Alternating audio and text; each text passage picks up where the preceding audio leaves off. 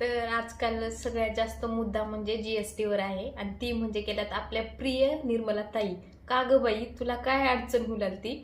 सगळ्या गोष्टीवर तू GST तर लावलेच, पण आता बॅलन्स चेक करण्यावर बी GST आणि पैसा मिनिमम अकाउंटमध्ये पाहिजे त्याला पण GST.